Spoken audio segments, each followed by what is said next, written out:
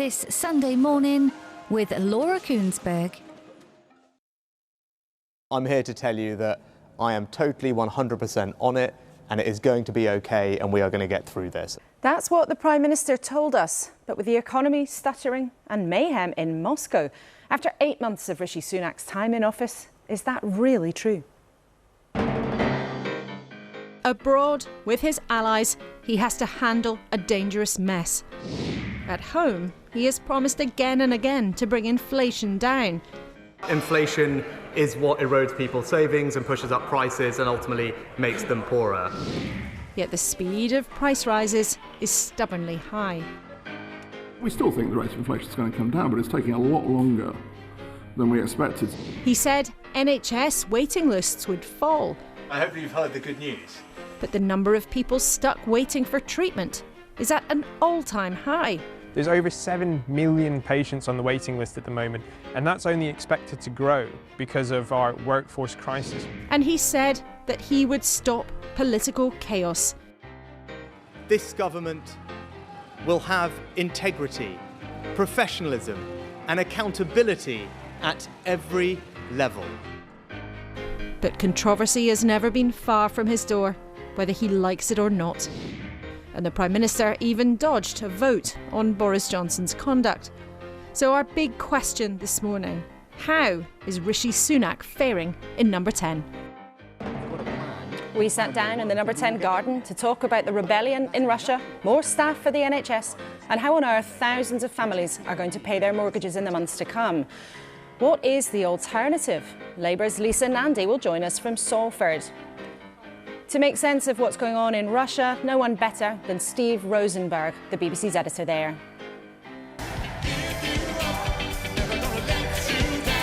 And it is Sunday, so there's always room for a bit of light relief. We'll talk to the reluctant star of this year's Glastonbury, Rick Astley, on whether he's become cool at last.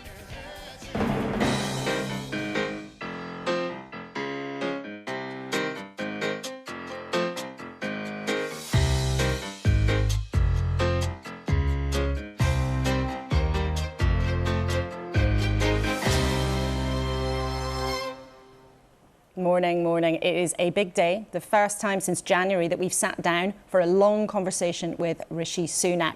He was keen to talk about his plan for staff in the NHS. We were keen to put your big questions on the economy.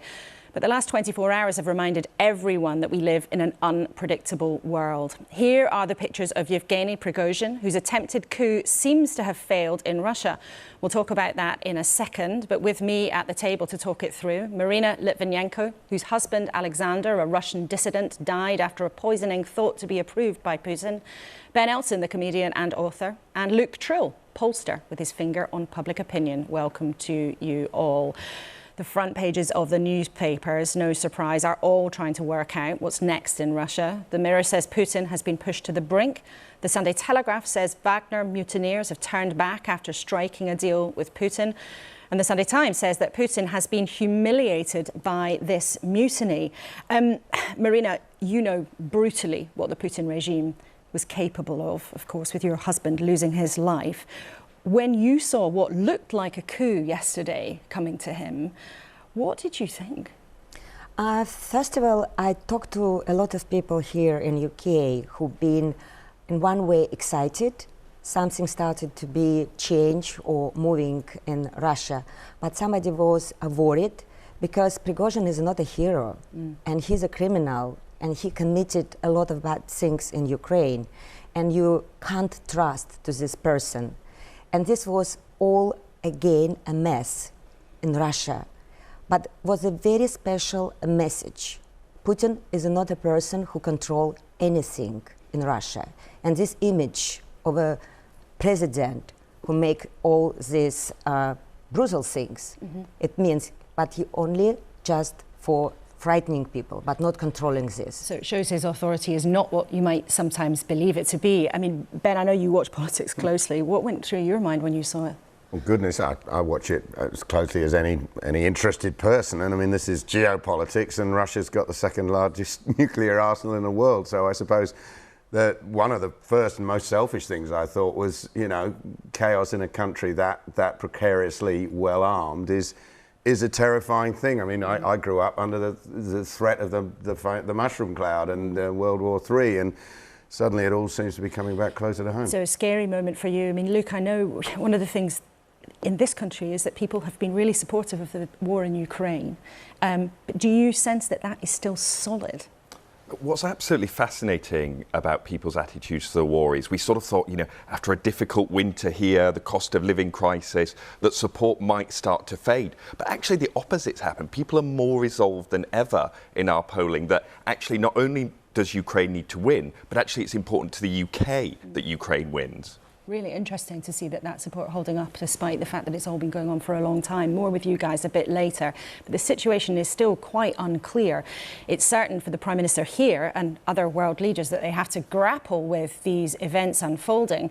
But what is not certain is exactly what has happened. It appeared to be a dramatic coup with troops from the mercenary group Wagner on their way to the capital. But then suddenly it all appeared to be off. And they left Rostov, a city that they had taken seemingly just hours before. So to get to the bottom of it, we spoke a bit earlier to the BBC's Russia editor, Steve Rosenberg. That's a question I ask all the time about what's happening in Russia. I mean, yeah, astonishing 24 hours. At one point, you know, we were talking about this rebellion, the spectre of civil war in Russia, and then suddenly in the evening, a deal had been done between the Kremlin and the Wagner mercenary group, according to which Yevgeny Prigozhin, the head of Wagner, would have to leave Russia and go to Belarus, but wouldn't be prosecuted, and Wagner fighters who'd taken part in this mutiny would not be prosecuted. They would go back to base. End of the potential confrontation. And now we're just trying to sift through all of this and work out what it was and what it means for Vladimir Putin and for Yevgeny Prigozhin. Tell us about Prigozhin. I mean, we discussed him actually with the Russian ambassador in the UK on the programme a couple of weeks ago, but he's become this hugely important figure. Can you describe what he is and what he represents? Oh, he's a hugely colourful figure, right? I mean, this is someone who started off in the 1990s in St. Petersburg selling hot dogs. And then became a restaurateur, got a catering business, got government contracts with that, and then went sort of from food into fixing for the Kremlin. So he became a kind of shady Mr. Fix-It for Vladimir Putin's Kremlin, setting up internet troll farm, a private mercenary group if the Kremlin needed military help, fighting in Syria or fighting in Ukraine. He's become an important figure. He became an important figure for the Kremlin. But in recent months, he's become increasingly vocal in his criticism of the Russian military leadership over how the war in Ukraine has been fought. And that really burst out into the open in the last few days and reached a climax with this attempted mutiny. Is he really out of the picture, though, now? I mean, I know it's confusing, but do you have a sense of what might be next? It's very difficult to know what's going to come next because I don't think we know all the details of the agreement that was reached between the Kremlin and Wagner. And perhaps in the coming days more will emerge. For Mr. Prigozhin, the aim of this rebellion was to get rid of the Russian defense minister and the chief of the general staff. They have been fighting it out in a war of words for months now. We don't know whether those two very powerful figures in the Russian military will keep their jobs or not. If they don't, that would represent a major victory for Mr. Prigozhin. And for Vladimir Putin, I mean, he's still there, still in power, and yet surely he must have been weakened by this. Yeah, I think he doesn't come out of this looking very strong at all. If you look at the ease with which the Wagner mercenaries sort of waltzed into Rostov in southern Russia and took control of the main military sites there, Mr. Putin went on national television and came up with strong words talking about betrayal and treachery and how Russia has been stabbed in the back. And yet by the end of the day, yesterday, Mr. Prigozhin, who clearly Vladimir Putin had labelled a traitor, had all the charges dropped against him. So I think at the end of all of this, although we don't exactly know what is going on, what will happen next, President Putin doesn't look particularly strong after this. And a brief word, Steve, what do you think the consequence could be here for Ukraine? I mean, an opportunity for them? It all depends what's going to happen next. While Russia is consumed with its domestic problems, domestic issues, I suppose Ukraine will see that as an opportunity. Steve, thank you so much for speaking to us this morning. Excellent to have you on the show. Thanks. Well, we are all already living with the consequences of some of the turmoil in Russia, energy prices, inflation, and because of that, interest rates here going up and up and up. Whether or not you have a mortgage, you know what it all means. Money just doesn't stretch as far. In his first long TV interview for a while, the Prime Minister told me inflation was enemy number one. And he talked about his plans that will be unveiled this week to train more staff for the NHS. But with such pressure on the country's purse strings, would he acknowledge how tough things are for millions? Speaking yesterday, what did he think? Was what happened in Russia a coup? Prime Minister, what's happening in Russia is clearly very significant. Do you think this might be a coup against Vladimir Putin? Well, we've been monitoring for a while now the potentially destabilising impacts of Russia's illegal war in Ukraine. We're keeping a close eye on the situation as it's evolving on the ground as we speak. We're in touch with our allies, and in fact, I'll be speaking to some of them later today. But the most important thing I'd say is for all parties to be responsible and to protect civilians, and that's about as much as I can say at this moment. The Ministry of Defence, though, has said online this morning this is the most significant threat to the Russian state in recent times. Is that right? How do you see it?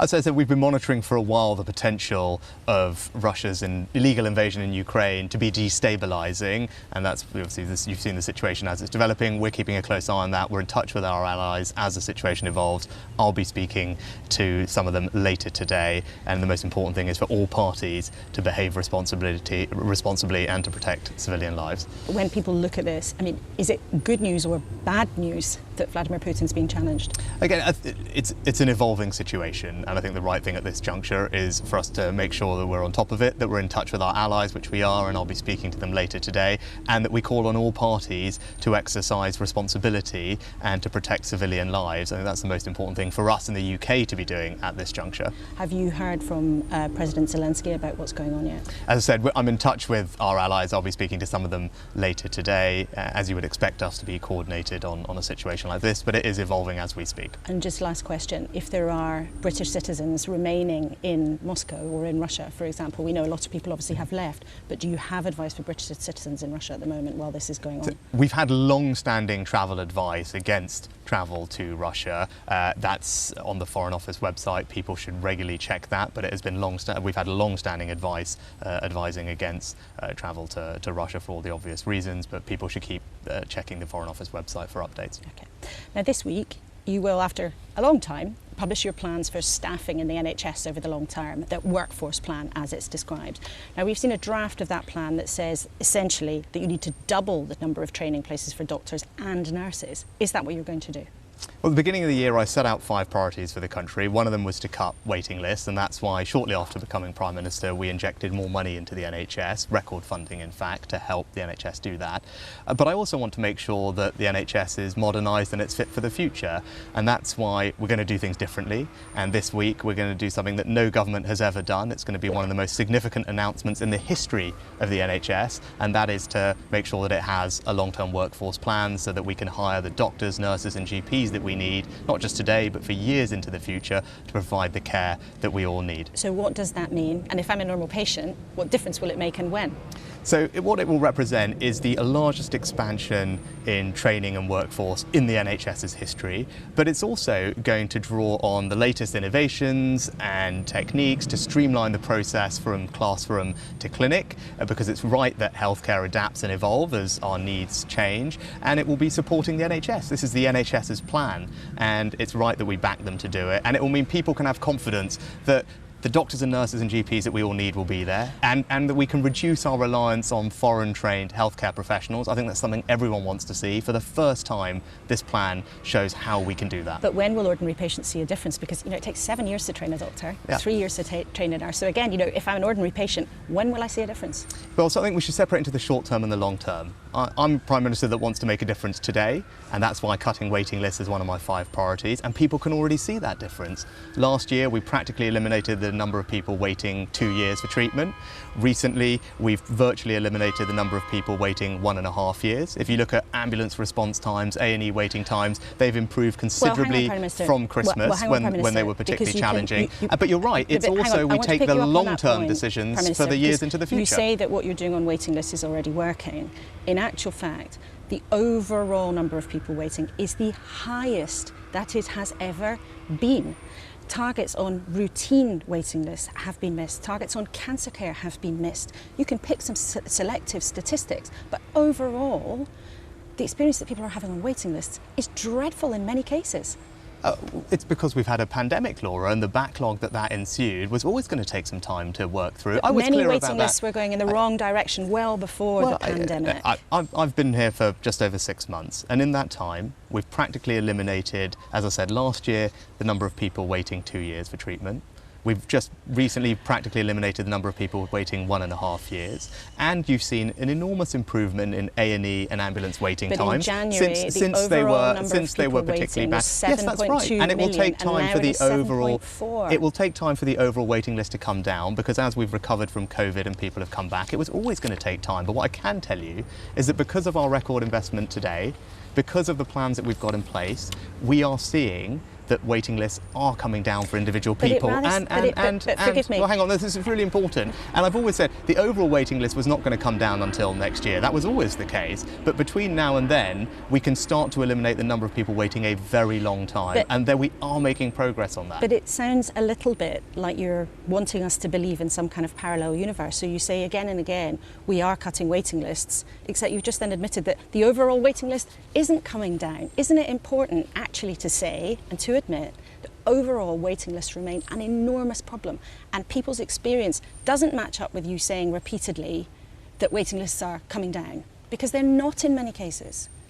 That's literally what I said in January, Laura. When I gave my speech about the 5 priorities, cutting waiting lists is rightly on there because it is a priority for the country, because the waiting lists are too high. People are waiting too long. That's why it's one of my 5 priorities. And I was very clear then about what our timetable was to improve things. And we're delivering against that timetable. And I said very transparently and clearly then in January that the overall waiting list itself was not expected to start coming down until next year. But that doesn't take away from the fact that right now, the NHS, as a result of our investment and the plans that we've put in place, is treating more people than it has ever done. And so it just will take us a little bit of time to work through the backlog that built up during COVID. I think people can see that. But look, if you asked again about specifics, people were waiting completely unacceptably an hour and a half for ambulances over the winter. And that has come down to around half an hour. We're close to 75% of people being seen within 4 hours at A&E. Again, that was not happening in the winter. So there has been progress. So there has been progress, but I've always said that these things are not going to happen overnight. They will take time, but I want people to know that this is really important because we've spent now a lot of time talking about the short term. What we're going to do this week is something about the long term, and governments should make the right long-term decisions for the country. It has never been done before. People have always said the NHS needs a long-term plan, so we hire more doctors, more nurses, more GPs, and yes, I'm not going to, as you say, like it takes 5, 10, 15 years for these things to come through. That doesn't mean it's the wrong thing for me to do, because I'm focused on doing the right long-term things for the country. And you've made that clear, but in the context of setting out a big, bold, long-term plan, why should anybody have faith that it will work when right now you can't even reach agreements with junior doctors or nurses to keep them in work? And we know so many staff are leaving the NHS, so why can we believe that your workforce plan actually will make the right kind of difference? Well, first of all, it's not my plan, it's the NHS's plan. So it's the NHS's long-term workforce plan that I'm pleased the government will be fully supporting and backing. So that's the first thing to say. Now, you talked about pay settlements. I'm really pleased that we've been able to reach agreement with over half a dozen health unions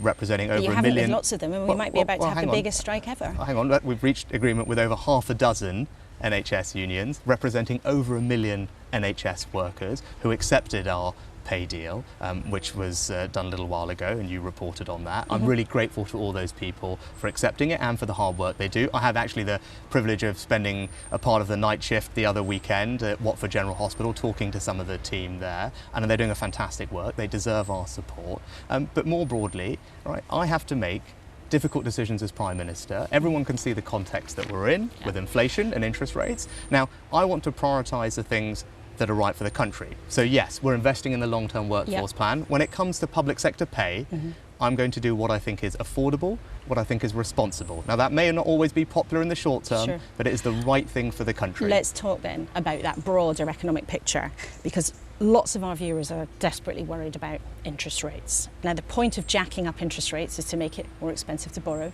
and therefore that means that people will have less money to spend. And it means that people watching this right now are going to hurt. They're going to have less cash to go around. Do you admit that it will be painful for many, many people? Of course I know that it's a challenging time, and that's why 2 years ago I started talking about the danger of inflation. And that's why earlier this year when I set out my 5 priorities, what's the first of those? To halve inflation. I'm asking you a different question though, Prime Minister, and it might be hard to say to people, but I think people look to their Prime Minister for candour and to tell them hard things. Do you admit that there's going to be a lot of financial pain for many, many people?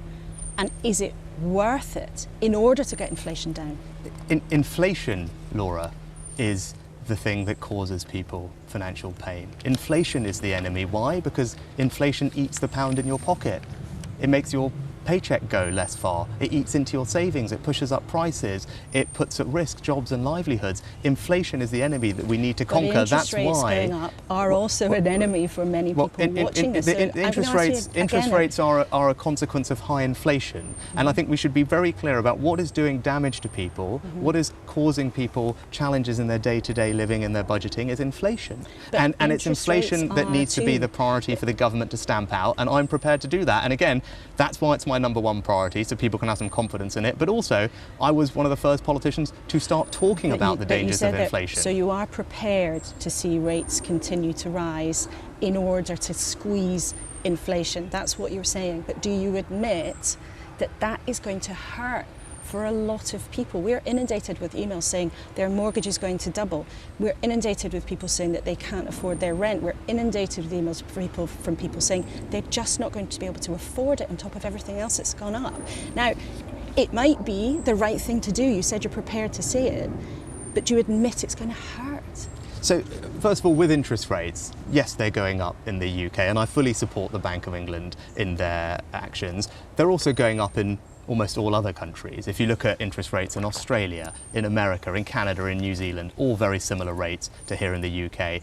Rates in Europe at the highest they've been for 20 years. So we're not alone in facing this challenge. Central banks across the world are taking very similar action. But do you think that's a comfort for people? But let me talk. That sounds a bit like you're no, but I'm putting it in script. context. But well, no, I'm putting it in context. It's important, actually. You talked about me as Prime Minister. Part of my job is to explain to people what is happening with the economy, the context that we're in. It's right for people to know that's the global macroeconomic context. But let's go to the individual person. What are we doing to help? Because of course, when someone sees their mortgage rate go up, that is going to have an impact on their family finances. Of course it is. And that's why we're putting support in place to help people. Just this week, the Chancellor sat down with the banks to put in place a series of measures that people can draw on. Now, we have the welfare system. There's a support for mortgage interest scheme for people who are particularly vulnerable. But for others, they can now talk to their bank. They can request an extension to their mortgage or a switch to an interest-only mortgage. None of that will have an impact on their credit rating, and it will save them potentially hundreds of pounds a month on their mortgage payments. Rates have already been going up. Core inflation is not coming down. And the wealthy who've already paid their houses off are going to see interest rates go up on their savings pot. And ordinary families who think they've done the right thing, they've saved, they've managed to get onto the property ladder, they're the people that are going to suffer here. Isn't there an alternative, or is it your belief that there is no alternative to this? No, there isn't an alternative to stamping out inflation, and that does require. Is there an alternative to putting up interest rates? That is one component of what we need to do to tackle inflation. That's what the Bank of England's responsibility is.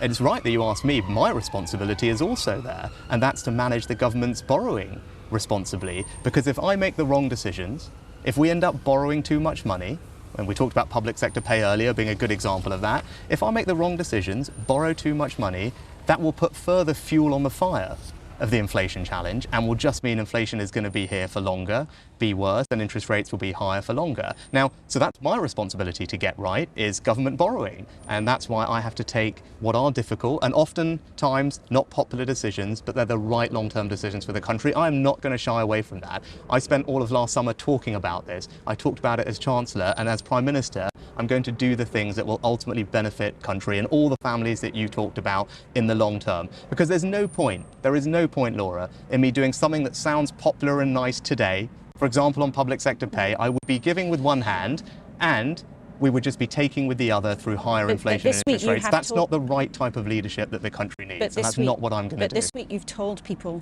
that it's going to be okay. Do you understand why people looking at their mortgage bills, looking at their shopping bill, worrying about keeping a roof over their heads, are going to listen to you and think, it's not going to be okay for me? Doesn't it sound to many people, or might it risk sounding like you're in some kind of parallel universe where the NHS is getting better and the economy is going to be okay? That's not the experience of millions of people right now. I've never said that it's not challenging. I've never said that this isn't going to be a difficult time to get through, but what I want to give people the reassurance and confidence is that we've got a plan, the plan will work, and we will get through this. That's exactly what people should be hearing from their Prime Minister and their government, particularly from me, given that this particular issue is one that I've talked about for a while.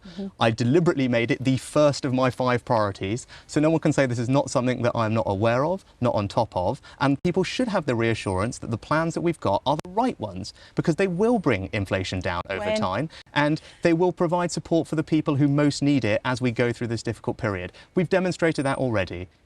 Windfall tax on energy companies, which has helped pay for around half of the typical family's energy bill. Support worth £1,500. That is the government stepping in to support people in that particular circumstance which it needed to. The Chancellor's announcements this week with the banks on providing support to people with mortgages, which they should look up, talk to their banks about, it will make a meaningful difference. Extending your mortgage term, switching to an interest-only mortgage, those types of things for a typical family with a typical mortgage have the potential to save them £100 to £200 a month. So there is support out there from people's banks if they know where to give it. I just want to ask you 2 final questions. Do you think the Governor of the Bank of England has done a good job? I think the Bank of England's track record, including the Governor's track record, over a long period of time has been that inflation has been managed appropriately, and people should have the confidence that inflation will fall back to target as it is. Not all of your colleagues think he's done a good job. I can tell you as Prime Minister, the Bank of England is doing the right thing. The Bank of England has my total support. Inflation is the enemy, for all the reasons that we've talked about. Inflation is what makes people poorer. That's why I prioritised tackling it as the #1 thing that I said in January. And now look, that means difficult things. I could sit here and tell you we could wish it all away, that there was some easy overnight fix. We didn't have to put up interest rates, unlike every other country. I could pay everybody exactly what they wanted. We could spend on everything that we wanted, borrow without abandon. I would not be being honest with the country if I said that. That's not leadership. Now, yes, are things challenging? Yes, does that mean I have to make some difficult decisions as Prime Minister? Of course it does. But those are the right decisions for the long-term benefit of our country. Look, I didn't get into this to do easy things. I didn't get in this for the short-term opinion polls and all the rest of it. I get that this is challenging and that's going to have an impact on me in the short term, but we've got to stick to the course, and I want people to be reassured that we've got to hold our nerve, stick to the plan, and we will get through this. And I just finally want to ask you about something else that relates directly to honesty and leadership. Now, a clear verdict was given by the House of Commons that your former boss, Boris Johnson, lied to Parliament. Now, you haven't given a view on whether or not you agree with that verdict. So do you agree with that verdict? You've just said that you want to be honest and you want to show leadership. So do you agree? Yes, I've already said, in fact, that I do fully support and respect not just the work of the committee, who I think did a very thorough job, but also the decision of the House. It's right that people... That's not my question. No, but hang on, let me finish, because I think this is important. I do think it's right that people, whatever their position, face responsibility and accountability for their actions. That has happened. And most importantly, Boris Johnson is no longer an MP. Now, you asked me about my view on this, right? And standing up for things, being honest. I was a person that, as Chancellor, resigned from Boris Johnson's government. That is you know this better than most because you followed politics for a long time. But you didn't bother to vote in the Commons. Well, I didn't because I was actually speaking and attending an event at a fantastic charity called Jewish Care, which does an extraordinary job looking after people around the country. And you could have gotten your prime ministerial car and gone back to the House of Commons and cast a vote. Or I could have fulfilled my commitment to these people who are doing an extraordinary job and support their charity and their fundraising efforts, which I had committed to do. But Laura, your point is, do I have to demonstrate my integrity or my leadership? I did that when I resigned. I demonstrated that I was prepared to stand up for what I believe in. You know this, as I said, better than most. You followed politics for a very long time. It is not an easy or common thing for a chancellor to resign from government. I did because I disagreed with Boris Johnson's approach. But let's take one thing, right? I'm telling you, this is really important. Your critics say, forgive me, this is important. Your critics have said, I'm not saying this, but your critics this week have said that it was weak for you not to go to back the report. What do you say to them? I'd point them to the example that I've just given you. Right? There was nothing weak about resigning from government when I disagree with the approach. That's principle. Right? That was me acting on my principles. And actually, I'm not interested in litigating the past about Boris Johnson. He's no longer an MP. The choice at the next election is between me and Keir Starmer. Actually, what I demonstrated by resigning from Boris Johnson's government was that I was prepared to stand up for my principles. Keir Starmer sat there for 4 years next to Jeremy Corbyn saying that he was the right person to lead our country. Right? That speaks to his principles. My resignation speaks to mine. We've been talking about inflation. Important and absolutely right. What's the alternative on offer from the Labour Party? £28 billion a year of more borrowing. That would push up inflation and interest rates. Not exploiting our energy reserves here at home. That's not the right sensible thing to do in the midst of an energy crisis. And giving in to unions' unaffordable pay demands. That would be inflationary and push up interest rates.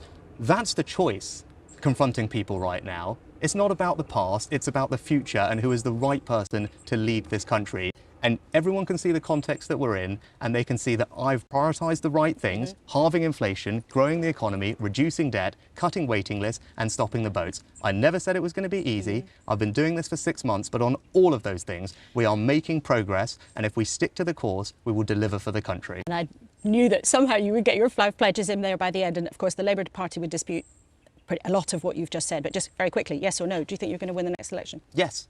Because I'm going to deliver on the things that I say. And the Labour Party can dispute all they want. They want to borrow £28 billion a year.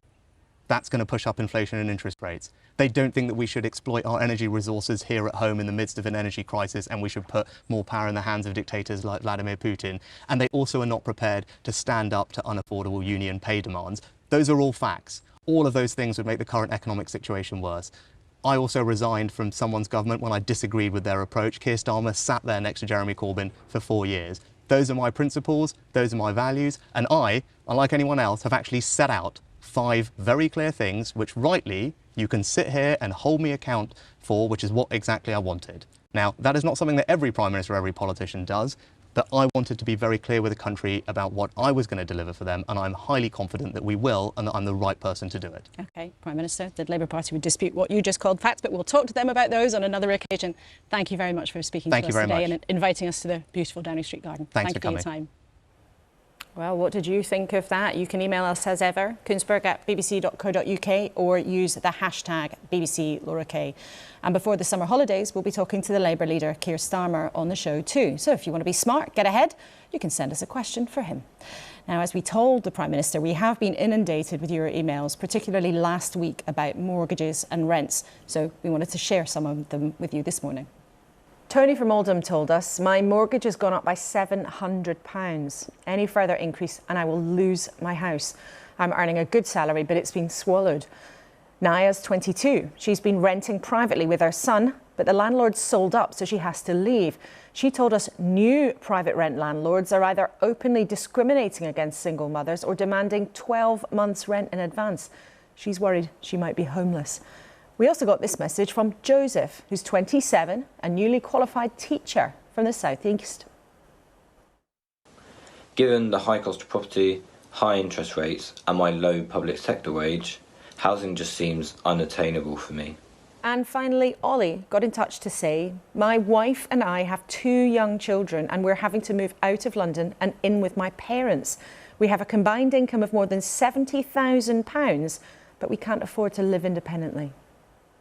Well, let's see what my team at the table have to say about that. Now, I have to say, Ben, you were looking distinctly unimpressed throughout that interview. Fair to say, I think you've never been a fan of the Conservatives, but what did you think of what Mr Sunak said? It's not so much depressed as sad. I mean, if anybody was still watching after that extraordinary Orwellian, meaningless, evasive word salad, I mean, everybody else wanted to believe, and I sort of believe maybe he's kind of a bit more decent.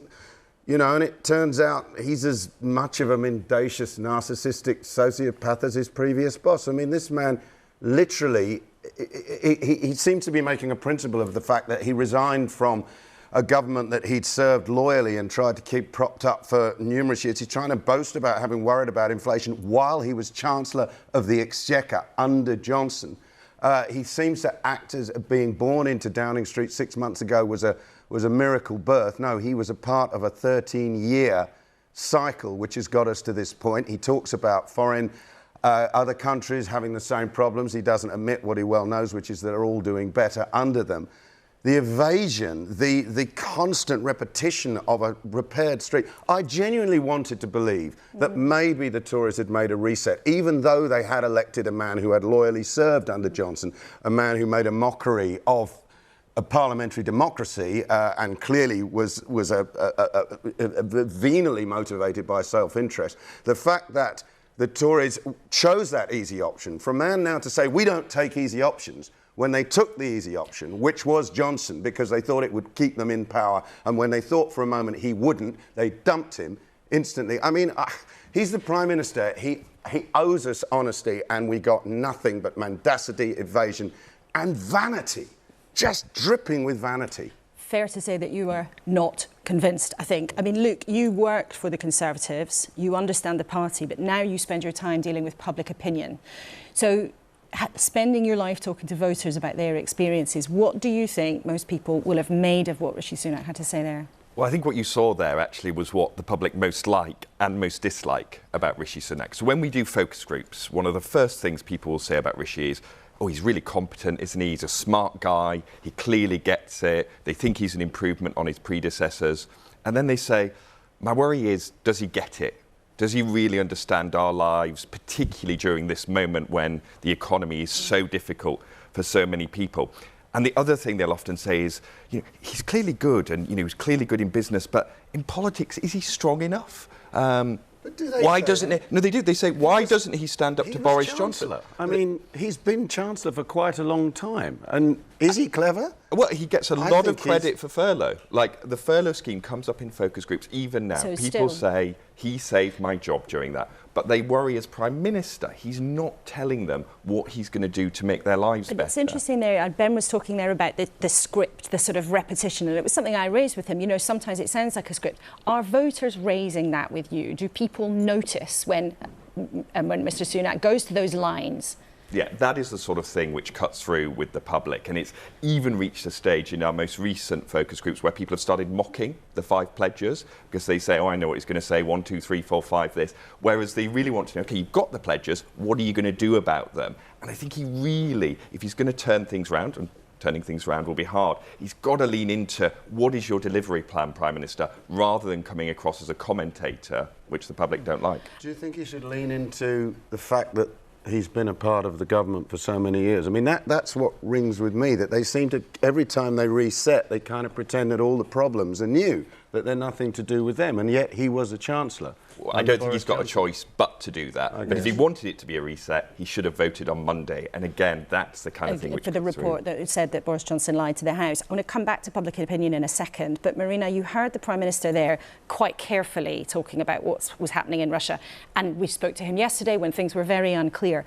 But what would you like Western leaders to do? Because you sometimes get the sense of supporting as they can in Ukraine, but are sort of looking on horrified to Russia, but not really sure what to do.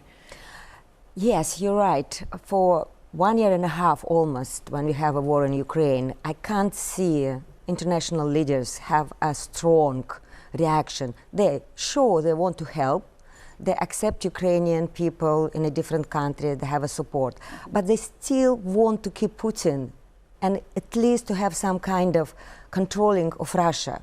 But for what happened yesterday, we can see Putin doesn't control nothing. And most important, if you want to save Russia from collapsing, You need to take Putin out from this place. Do you think that's realistic for the West to do that? Just show this, you're not communicating to Putin as a leader of this country, because he doesn't control anything, and even nuclear weapon might be used without his knowledge. Very interesting. Let's go back to public opinion, because I know, Luke, you sort of immerse yourself in this, and you know, Ben, you've been talking about your reaction, but there is a sense when you talk to a lot of politicians privately that their constituents, we know it from our email inbox, just sense there's such a kind of mood of grumpiness and frustration in the country right now. Luke, can you show us, you guys do this thing called a word cloud. If you're not familiar with it, you think of one word to best describe the state of Britain. I think we can show people some of your recent findings on this. Look at the words in there. Struggling, mess and broken is the biggest one. Yeah, and this is what we hear in every focus group we do, in every poll. When we ask about the country, the words that come out are overwhelmingly negative. People think Britain is too expensive and it's stopped working. In fact, I did a focus group last week, and at the end I asked everyone to go around and just describe how you're feeling about the UK and what the government's doing and about mortgagers. And the number one word there was shambles. It is this real sense that the UK, it's not living up to its potential. And actually our political class, and this goes right across, it's not just the Conservatives, haven't got a grip on the big challenges we face. So plague on all your houses. Now, Ben, I know there's a specific thing that a lot of people think is broken. You've been looking at for a new Channel 4 documentary. The trains. Tell us about that. And again, you say grumpy. I think it's not. I mean, upset and deeply worried. I feel it very strongly. That's why I seemed a little emotional with the reaction to the Sunak interview, simply because of the absolute lack of engagement, of the reality of where we are now in Britain. You know, not post Brexit, post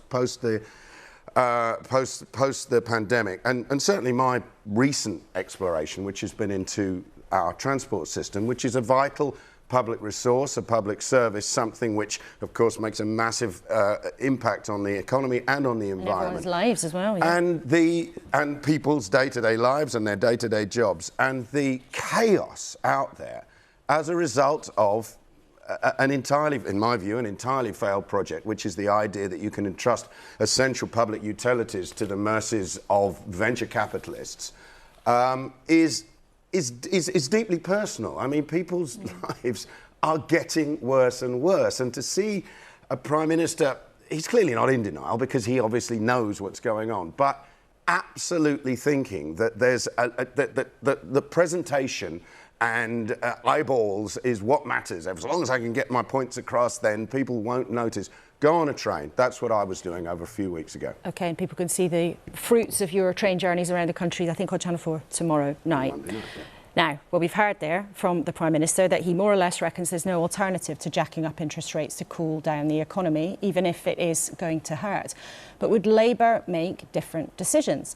Lisa Nandy, who's the Shadow Levelling Up Secretary, joins us from Salford. Good morning, Lisa. Hello, good morning. Rishi Sunak told us that he thought the Bank of England was making the right decision on interest rates. Do you agree? Well, look, it's a decision for the Bank of England. The Bank of England is independent for a reason. We've seen what happens when politicians attack our economic institutions and undermine it's the right decision, though? Their independence. So I'll support them in that. I mean, it's a decision rightly for the Bank of England. What we're calling for is the government to do more to protect people right now from the fallout of their economic decisions.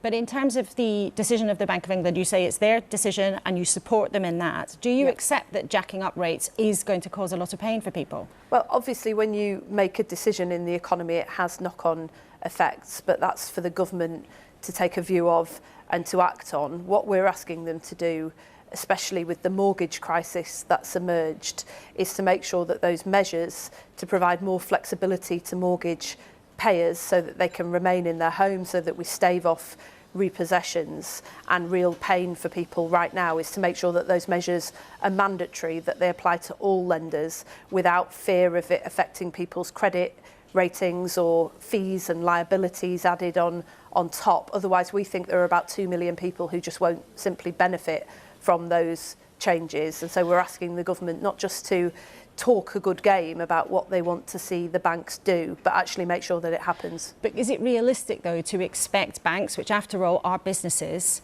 to forgive everybody? There is a situation, some people would argue, where actually some people have borrowed too much. They are in houses that they cannot afford. Is it realistic for a government to force lenders to do that? Well, this is a long-standing problem. The reason that people are feeling more pain now than they did in the 90s is because the average buyer was borrowing around 3 or 4 times their annual salary in the 1990s to buy a home. Now that's about 11 times annual salary. So people are feeling the pain to a significant extent in the way that they weren't before.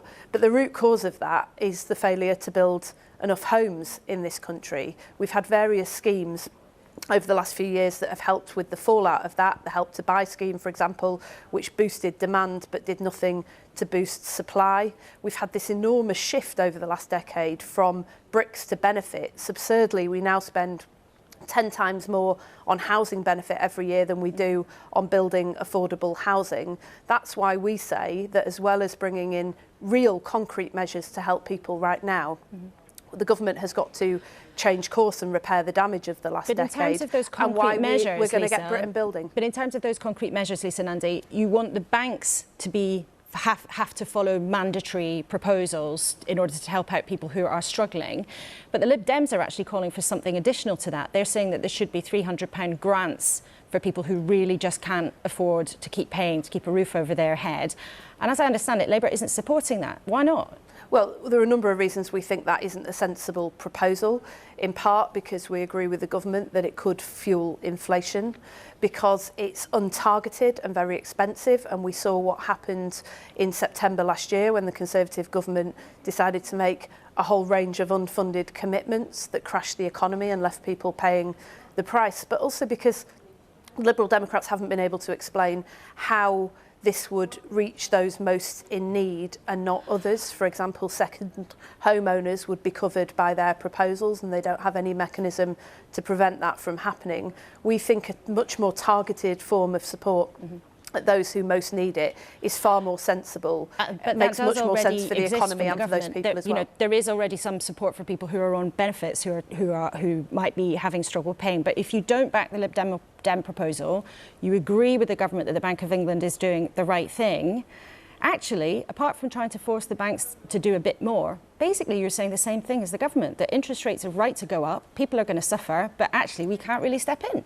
No, I don't accept that at all. First of all, we got on the front foot and proposed that the government ought to be talking to the banks, as we've been doing. Rachel Reeves and I have been speaking to the banks since the week that Liz Truss and Kwasi Kwarteng crashed the economy, to see what more we can do together in order to stabilise the situation and get help to people. And we found the banks pretty receptive to doing that. We're asking the government to make sure that this applies to all banks and all lenders, not just some, by making those proposals mandatory. But most of all, Laura, the difference between us and the Tories is that we're saying that you've got to fix the underlying problems here. Well, let's talk about those underlying problems then. Which MP told their local paper a few years ago, "I believe it's wrong to consider greenbelt land for development"?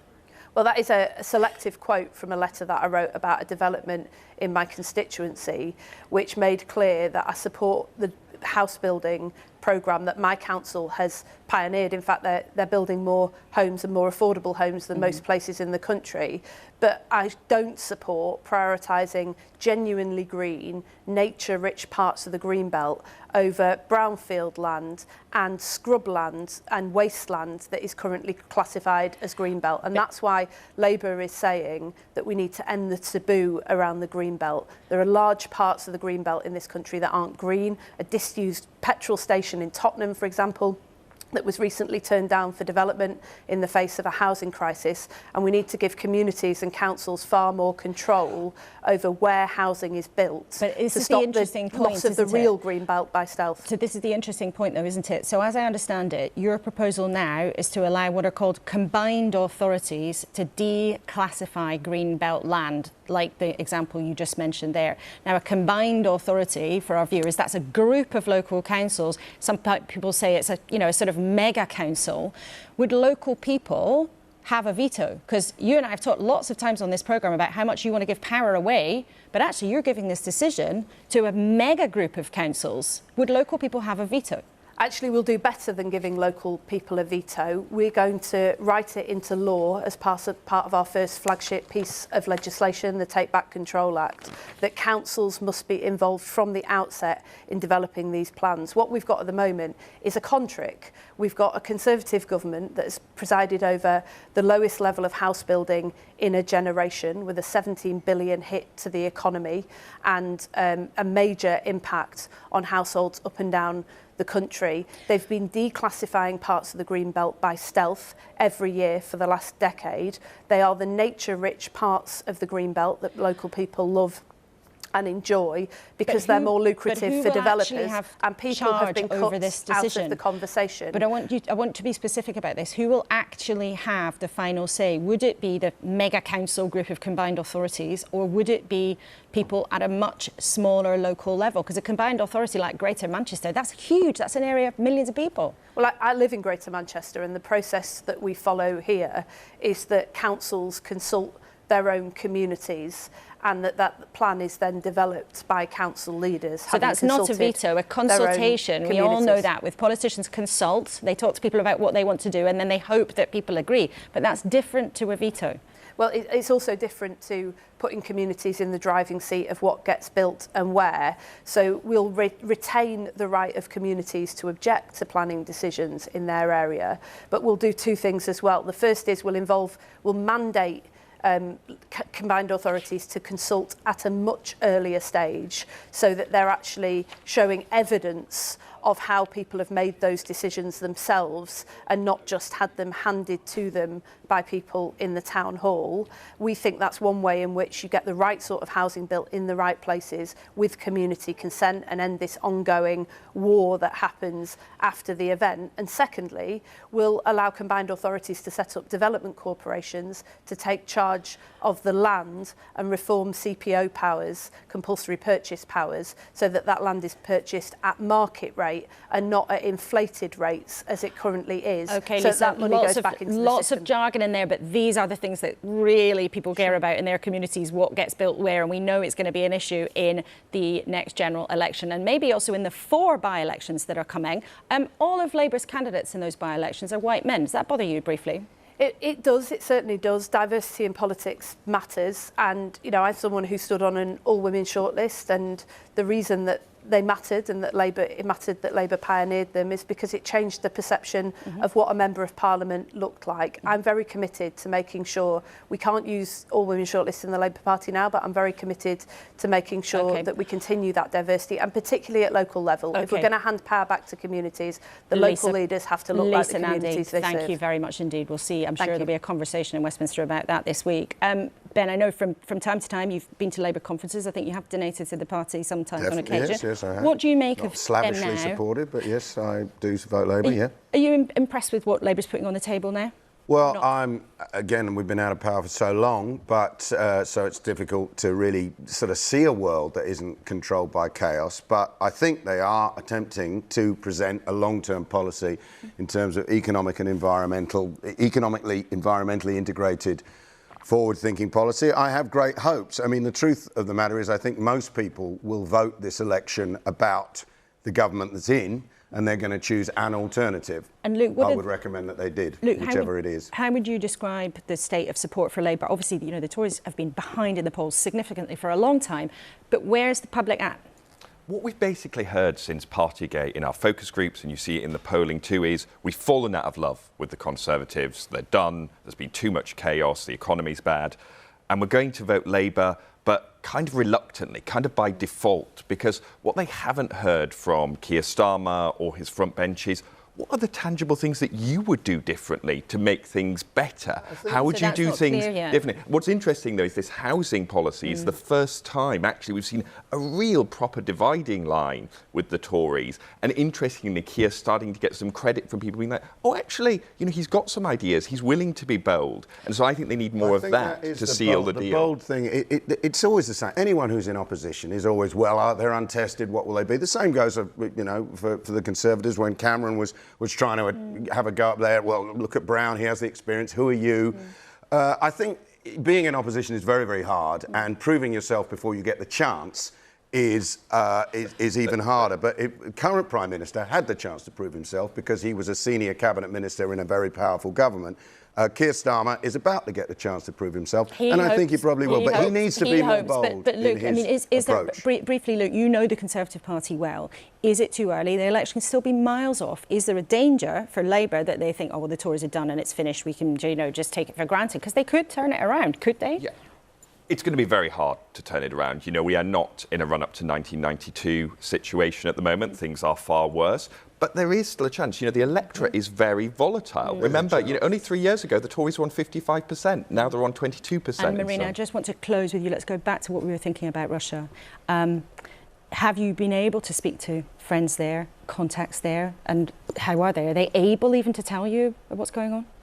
It's a very interesting how for last year, many communication been cut.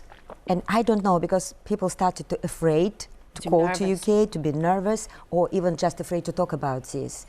But somebody who I talking became increasingly just frustrated when I tried to mention your life became not as good as before, or you have some other problem. They immediately became a little bit aggressive to talk about this, even not to mention war in Ukraine. And this is all situation shows to me people in Russia like a hostages. They maybe understand what is happening, but just afraid to talk about this. And for what happened just now might make a sense to understand Putin doesn't give them stability at all. Okay, what pressure to live under. It's been wonderful to have you with us in the studio this morning on a very big weekend. Thank you all very much indeed. Now, we are not ashamed here to talk about the hard stuff, but we're also not ashamed to say it's Sunday. All work and no play doesn't make for a fun weekend. And more than 200,000 people have been at Glastonbury. Many millions more have been watching it on the box. But there's one 80s icon for whom it was all new. Rick Astley, pop star and meme, was finally given permission to take the stage in Somerset. So what was it like? Absolutely amazing. It's very hard to put into words. I'm sure everybody says that who comes off that stage. It's amazing. That is possibly the loveliest crowd, and I'm going to use the word loveliest crowd I have ever played in front of in my life. It was so generous, so loving, so amazing. Yeah, just a great experience. In all your years, that was the loveliest crowd? Yeah, I'd have to say so. I mean, obviously they're open for anything. I mean, obviously if I play in front of an audience that just came to see me, that's a very different feeling as well. It's a beautiful emotion, but it's different. If you go in front of a festival crowd and they're up for it in the way that they were, that's pretty special, man. That's what everybody wants at a festival, is a bit of a hug from each other, and that's what I just got, a massive hug. You sound like you were quite moved. Well, of course I'm moved by it. How can you go in front of that many people and sing songs that I've been around? Some of those songs have been around in my life, part of my DNA for 30 odd years. And that's, I don't want to say a culmination because I want to keep doing it for a few more years, but that's kind of like a definite highlight. And listen, there is the legend that is Glastonbury, and I'm living the legend right now, so it's pretty amazing. I've never actually been to Glastonbury. I've dropped my daughter off here a bunch of times. And I've never actually been in through the gates, and I'll definitely be here next year, that's for sure. Even if I don't need to play, I'll just come and hang out, I think. You've joked before that you were never cool. Are you cool now? As big and as amazing as Glastonbury is, it still ain't going to make me cool. That ain't happening. That's okay. I don't mind not being cool. I'm loving every minute right now, so I always wanted to be cool. Never was, never will be. That's okay. I've got a lot of other things in my life other than being cool, so I'll take them. I think he is pretty cool, but then again, maybe I'm probably not, as somebody who talks about politics very much. Thank you to Rick, to my panel, Marina Litvinenko, to Ben Elton and Luke too, and of course, thank you to all of you for your company on this busy morning. We started by asking, how is Rishi Sunak getting on?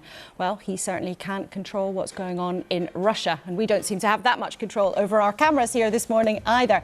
But Rishi Sunak has to deal with a very tricky economy, big problems in the NHS and all sorts of other things. We will, of course, be back here this time next week. You can catch up with anything that you missed on the iPlayer, but I'll look forward to having your company again next Sunday. Goodbye for now.